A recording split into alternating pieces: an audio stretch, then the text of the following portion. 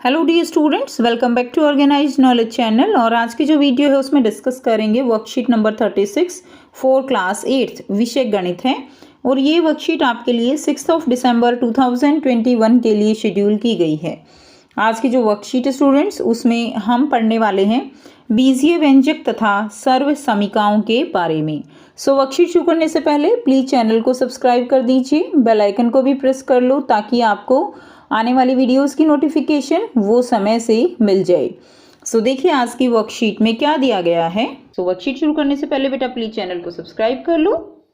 हम जानते हैं कि बीजगणित चर, अचर तथा व्यंजक पर आधारित है। ये हम पहले भी पढ़ चुके हैं। जो बीजगणित होता है उसमें चर राशि होती है, अचर राशि होती है, व्यंजक होते हैं। हम बीजगणित में चर, अचर और व्यंजकों की मदद से कठिन समस्याओं का हल ढूंढ सकते हैं। जब गणित में बड़ी बड़ी समस्याओं को जोड़ना और घटाना पड़ता है या कहीं कहीं जब राशियों का मान निश्चित नहीं होता तो हम व्यंजक का इस्तेमाल करते हैं। तो आज हम पढ़ेंगे व्यंजक कैसे बनते हैं। जैसे अंकगणित में समस्याओं पर चार संक्रियाओं जैसे प्लस, माइनस, ठीक है, गुणा, भाग का प्रयोग करके हम क्या बनाते हैं, हम व्यंजक बनाते हैं। उदाहरण देखिए, जैसे 3 गुणा 2 जमा 4, ठीक है, ये क्या बन गया, ये एक व्यंजक बन गया। उसी प्रकार बीजगणित में भी हम क्या बनाते हैं, हम व्यंजक बनाते हैं। जैसे हमने अभी अंक गणित का एग्जाम्पल लिया, ठीक है, ये किसका एग्जाम्पल है, ये अंक गणित का एग्जाम्पल है। अब हम समझेंगे कि बीजगणित में हम जो है व्यंजक कैसे बनाते हैं। तो आप समझें। स्थिति 1 है, देखिए रहीम और रश्मि के पास गुब्बारे हैं। रहीम के पास 4 गुब्बारे हैं और रश्मि के पास 5 गुब्बारे हैं। तो कुल कितने गुब्बारे होंगे, तो कुल गुब्बारे कितने होंगे बेटा, दोनों को जोड़ देंगे। 4 रहीम के पास है और 5 रश्मि के पास है। तो टोटल गुब्बारे जो है यहाँ पे कितने हो गए, 9 हो गए। दूसरा एग्जाम्पल हम देखेंगे। स्थिति 2 देखिए, रहीम के पास है 6 टॉफियां परंतु रश्मि अपनी टॉफियां नहीं बताना चाह रही है। इस स्थिति में हम दोनों की टॉफियों का योग बताने में कठिनाई हो रही है। तो सुविधा के लिए हम रश्मि की टॉफी जो है उनको कितना मान लेते हैं, x मान लेते हैं। ठीक है, तो हमने क्या मान लिया कि जो रहीम है उसके पास तो 6 टॉफी हैं लेकिन रश्मि वो नहीं बताना चाह रही, तो हमने मान लिया x। तो कुल टॉफियां कितनी हो जाएंगी, 6 जमा x। x क्या है यहाँ पे, x एक चर राशि है। नोट दिया गया है कि चर राशि के स्थान पर हम अंग्रेजी भाषा के अक्षरों का प्रयोग करते हैं। तो बेटा x ही जरूरी नहीं है, y, z, a, b, c कुछ भी आप मान सकते हो। उपरोक्त स्थिति में कुल टॉफियों की संख्या निकालनी संभव नहीं थी परंतु चर राशि को x मानते ही समस्या हल हो गई। नेक्स्ट देखिए, अध्यापिका ने कक्षा में 3 छात्रों जिनके नाम संचित, गुरलीन और अब्दुल हैं उनको बुलाकर 3 पेंसिलें दी। ठीक है, तीनों को कुछ पेंसिलें दी। संचित को मुझे 4 पेंसिल मिली, गुरलीन को मुझे 3 पेंसिल मिली, अब्दुल मुझे भी कुछ पेंसिल मिली। अब कुछ दिया गया है, हमें तो नहीं पता कितनी पेंसिल मिली है, तो हम क्या करेंगे, हम इसको x मान लेंगे कि उसको कितनी पेंसिल मिली है, उसको x पेंसिल मिली है। इन तीनों के पास कुल मिलाकर कितनी पेंसिलें हैं, तो टोटल कुल कितनी पेंसिलें हो गई, 4 और 3 7 जमा x। तो टोटल पेंसिल हो गई 7 जमा x पेंसिलें। नेक्स्ट देखिए, स्वाति, मुकेश दोनों की कुल संख्या। पेंसिल जो है, मान लीजिए स्वाति के पास कितनी पेंसिल है, p, मुकेश के पास है 5। तो दोनों की कुल संख्या कितनी हो जाएगी, 5 प्लस p। ठीक है, उसके बाद देखिए टॉफी, स्वाति के पास है बेटा m और मुकेश के पास है 2। तो क्या हो जाएगा, m प्लस 2, ऐसे भी लिख सकते हो।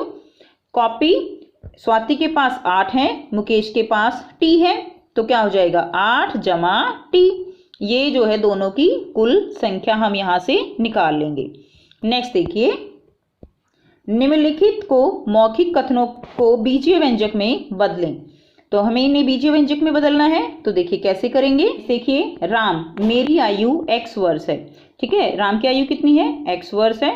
अब देखिए पिताजी की आयु कितनी है, मेरी आयु तुमसे 3 गुना है। तो राम की आयु कितनी है, राम की आयु है x।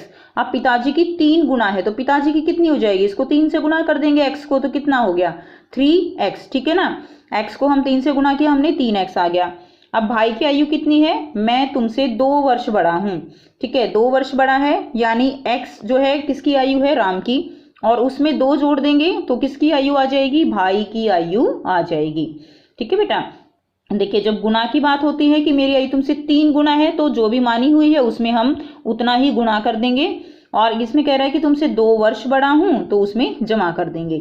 माँ मेरी आयु तुम्हारे पिताजी से 2 वर्ष कम है, तो पिताजी की कितनी आयु थी? पिताजी की थी 3x, और उसमें से 2 वर्ष कम है, तो क्या करेंगे हम? 2 जो है घटा देंगे, तो किसकी आयु आ जाएगी? वो आयु माँ की आयु निकल आएगी। ठीक है बेटा, तो अब हम देखिए यहाँ पे कुछ क्वेश्चन दिए गए हैं, इनको करेंगे। अब यहाँ पर है राम की वर्तमान आयु कितनी है, तो राम की वर्तमान आयु कितनी है? x हो जाएगी। ठीक है, पिताजी की वर्तमान आयु कितनी है? पिताजी की वर्तमान आयु हमने अभी देखा कि उनकी 3 गुना है, तो कितनी हो जाएगी? 3x हो जाएगी। माँ की वर्तमान आयु कितनी है? तो माँ की वर्तमान आयु 3x, उसमें से 2 वर्ष कम है तो 2 घटा देंगे, 3x - 2 हो जाएगी। भाई की वर्तमान कितनी है? वो 2 वर्ष बड़ा है ना उनसे, तो क्या हो जाएगा? 2 वर्ष बड़ा है तो x + 2 हो जाएगी भाई की वर्तमान आयु। अब है माँ और भाई की आयु का योग बताना है, तो माँ और भाई की आयु का योग आपको यहाँ पर बताना है। ठीक है, तो देखिए माँ की आयु कितनी है, यहाँ पे करेंगे, आप साथ साथ कर लीजिए। 3x - 2 ये किसकी आयु है? माँ की। इसमें जोड़ना है आपको भाई की आयु, तो भाई की आयु कितनी है? x + 2। ठीक है, तो क्या होगा? 2 से 2 कट गया। ठीक है, कितना आ गया? 3x + x, ये आ गया बेटे 4x। 4x जो है वो दोनों की कुल आयु का योग हो जाएगा। ठीक है, तो इस तरह से हम यहाँ से निकाल सकते हैं। और इस तरह के क्वेश्चन कौन किससे बड़ा है, आयु के क्वेश्चन इस तरह से बहुत ही इजी हो जाते हैं। ठीक है, और ये आपके लिए इंपॉर्टेंट भी है, और आगे कंपटीशन टेस्ट के लिए भी इस तरह के क्वेश्चन आपके लिए बहुत ज़रूरी हैं। सो ये थी बच्चों आपकी आज की मैथ्स की वर्कशीट। आई होप बेटा आपको वर्कशीट क्लियर है। कोई भी डाउट है आप कमेंट सेक्शन में कमेंट करके पूछ सकते हो। वीडियो अच्छी लगी तो लाइक शेयर कीजिए, चैनल को सब्सक्राइब कीजिए, and thanks for watching. Have a nice day.